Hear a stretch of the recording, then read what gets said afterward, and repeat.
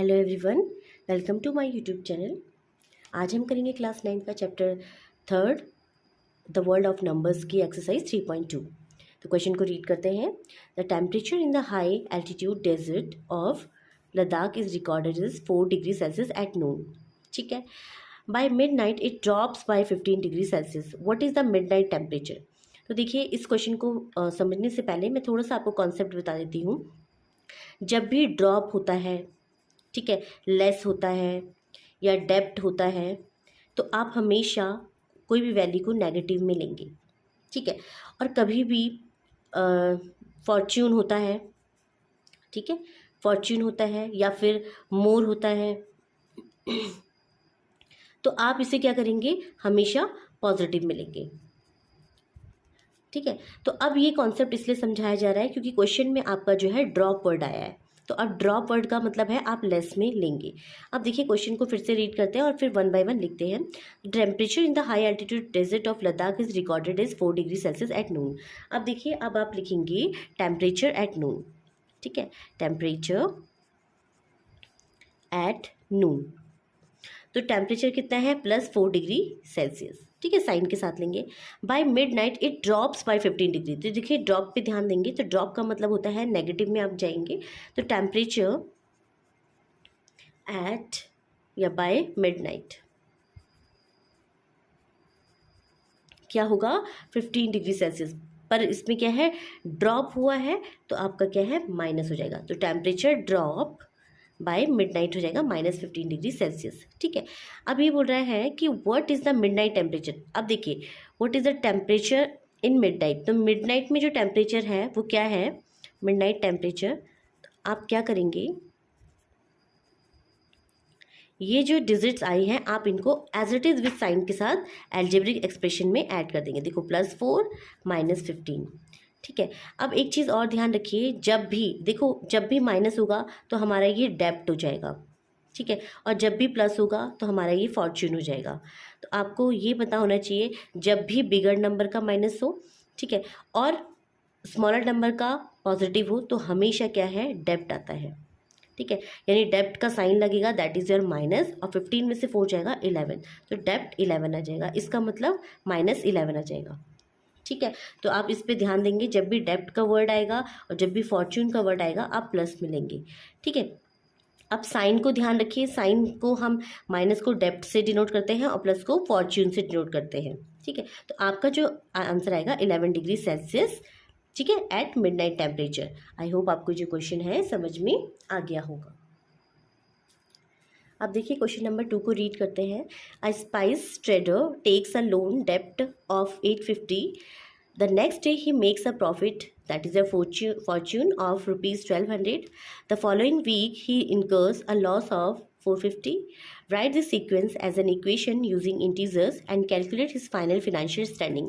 तो देखिए, जब भी मैंने आपको बताया था, जब भी डेप्ट की बात हो, लोन की बात हो, ठीक है, लेस की बात हो, तो इन नंबर्स को आप हमेशा नेगेटिव में लिखेंगे। ठीक है, और जब भी आपके प्रॉफिट की बात हो, फॉर्च्यून की बात हो, पॉजिटिव की बात हो, तो आप हमेशा उन नंबर्स को पॉजिटिव के साइन के साथ लिखेंगे। तो अब आप क्वेश्चन को देखिए और क्वेश्चन को रीड करते हैं, वन बाय वन लिखते हैं। तो देखिए, a spice trader takes a loan. तो एक स्पाइस ट्रेडर ने कितना लोन लिया है, 850 रुपीज़ लोन लिया है। तो डेप्ट कितना है उसका, 850। अब देखिए, हम सिर्फ 850 नहीं लिखेंगे, हम -850 लिखेंगे। ठीक है, नेक्स्ट है, उसने प्रॉफिट कितना कमाया, उसने प्रॉफिट कितना लिया, ही मेक्स अ प्रॉफिट कितना लिया, 1200। देखिए, प्रॉफिट जब भी लेंगे तो आप पॉजिटिव साइन में लेंगे। नेक्स्ट है, the following week he incurs a loss. अब नेक्स्ट वीक उसने क्या है, उसको लॉस हुआ। लॉस का मतलब है उसने कुछ, उसके पास जो है डेप्ट हुआ या लॉस हुआ। लॉस जब भी मैंने बताया लेस हो या लॉस हो तो हमेशा क्या होता है, नेगेटिव में आता है। तो -450। ठीक है, इतना हमने 3 लाइन पढ़कर ये 3 चीज़ें लिख ली। अब नेक्स्ट पढ़िए, write this sequence as an equation. अब इस सीक्वेंस को इक्वेशन में लिखना है। तो देखो, इक्वेशन आपकी कैसे बनेगी, आपको विथ साइन लेना है। ठीक है, पहली हो जाएगी -850 रुपीज़, दूसरी हो जाएगी +1200 रुपीज़, नेक्स्ट हो जाएगी -450 रुपीज़। रुपीज़ का साइन भी लगा लीजिए। ठीक है, अब ध्यान रखिए, जो सेम साइन के होते हैं आप उनको एक साथ लिखेंगे। ठीक है, और साइन के साथ जो नेक्स्ट है उसको अलग रखेंगे। अब ध्यान रखिए, जब भी सेम साइन का होता है ना वो हमेशा ऐड होता है। और डेब्ट, जब दोनों ही डेब्ट होते हैं, देखिए डेब्ट और डेब्ट ये मिलकर आपको हमेशा डेब्ट ही देगा। ठीक है, तो देखिए साइन डेब्ट का मतलब यहाँ पे साइन से है। अब इनको आप क्या करेंगे, सेम साइन हमेशा ऐड होते हैं, सेम साइन जो है हमेशा क्या होंगे, ऐड होंगे। ठीक है, चाहे वो पॉजिटिव में हो और चाहे वो नेगेटिव में, लेकिन साइन आप हमेशा बिगर नंबर का लेंगे। You will take the sign with bigger number. Okay, तो देखिए आप देखिए उसको ऐड करिए, 0 5 5 हो गया 10, 8 4 हो गया 12, 12 में बन जाएगा 13। अब देखो हमने ऐड तो किया है, सेम साइन हमेशा ऐड तो होंगे, लेकिन साइन बिगर नंबर का लगा, that is your minus, plus 1200। ठीक है, अब इसको सॉल्व करेंगे तो माइनस का 100, और माइनस का मतलब होता है आपका डेब्ट, यानी आपको जो लॉस हुआ है कितने का हुआ है, 100 रुपीज़ लॉस हुआ है। ठीक है, हिज फाइनेंशियल स्टैंडिंग जो बची वो 100 रुपीज़ की लॉस बची। ठीक है, आई होप आपको जो कॉन्सेप्ट है समझ में आ गया होगा। अब देखिए क्वेश्चन नंबर 3 को पढ़ते हैं। Calculate the following using Brahmagupta's laws. ठीक है, तो ब्रह्मगुप्ताज लॉज ये बताता है कि अगर डेब्ट इनटू फॉर्च्यून हो तो हमेशा आपको डेब्ट में ही आंसर मिलता है। मीन्स अगर आप देखो 12 इंटू 5 तो आपका 60 आ जाएगा, लेकिन साइन आपका माइनस में आएगा और वो माइनस ही डेब्ट है। ठीक है, तो फर्स्ट रूल आपका ब्रह्मगुप्ता का ये आ गया। नेक्स्ट है, अगर डेब्ट इनटू डेब्ट हो तो आपका आंसर हमेशा फॉर्च्यून आएगा मल्टीप्लाई में। ठीक है, तो डेब्ट इंटू यानी 8 7 जा हो गया 56, और माइनस माइनस प्लस होता है, यानी डेब्ट इंटू डेब्ट आपका Fortune, that is a positive. ठीक है, नेक्स्ट है, जब भी डेब्ट और ब्रैकेट में डेब्ट हो, ठीक है, अगर हम डेब्ट ले लें और ये डेब्ट ले लें, ठीक, आपका हमेशा जो आंसर आएगा वो पॉजिटिव आएगा। पॉजिटिव का मतलब फॉर्च्यून आएगा। ठीक है, दैट इज योर +14। ठीक है, नेक्स्ट है -20 डिवाइडेड बाय 4, यानी कि अगर कोई भी डेब्ट अपॉन कोई भी नंबर हो, ठीक है, तो आपके पास जो आंसर आएगा वो डेब्ट में ही आएगा। ठीक है, डेब्ट यहाँ से नेगेटिव को ले रहे हैं और फॉर्च्यून यहाँ पे पॉजिटिव को ले रहे हैं। ठीक है, ब्रह्मगुप्ताज लॉज में यही बताया गया है। तो आपका जो आंसर होगा देखो क्या आएगा, इसको अगर इस तरीके से लिखेंगे तो -5, यानी जो भी आंसर आएगा वो नेगेटिव में ही आएगा। आई होप आपको जो कॉन्सेप्ट है यहाँ पे समझ में आ गया होगा। अब देखिए क्वेश्चन नंबर 4 को रीड करते हैं। Explain using a real world example of डेब्ट why subtracting a negative number is the same as adding a positive number.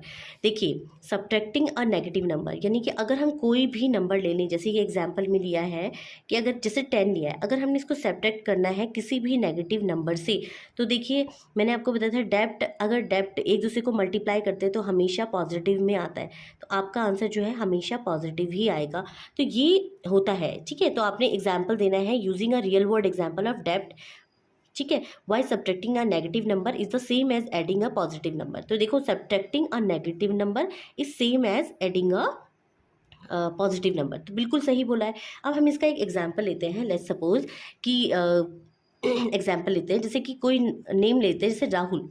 ठीक है, राहुल के जो बैंक अकाउंट में है, Rahul has ₹20 in his bank account.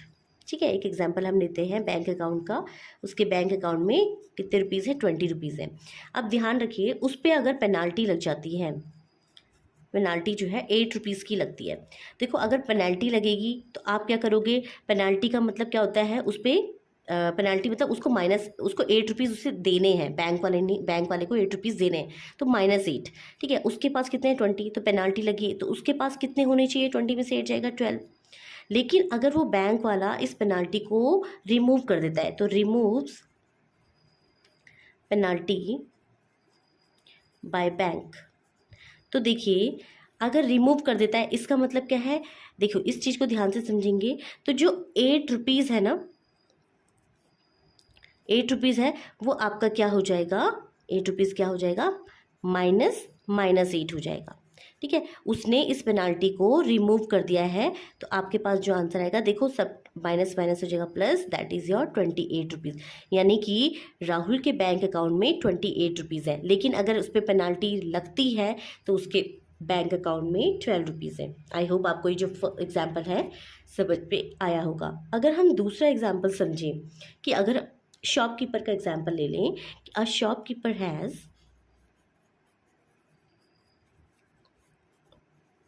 A profit of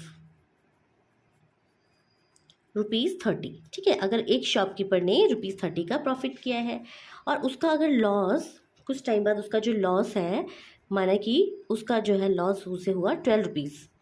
ठीक है, अब अगर 12 रुपीज़ का लॉस हुआ तो उसका जो आंसर आना चाहिए था, उसका जो रुपीज़ बनने चाहिए थे वो कितने बनने चाहिए, 10 में से 2 8, 18 रुपीज़ बनने चाहिए थे।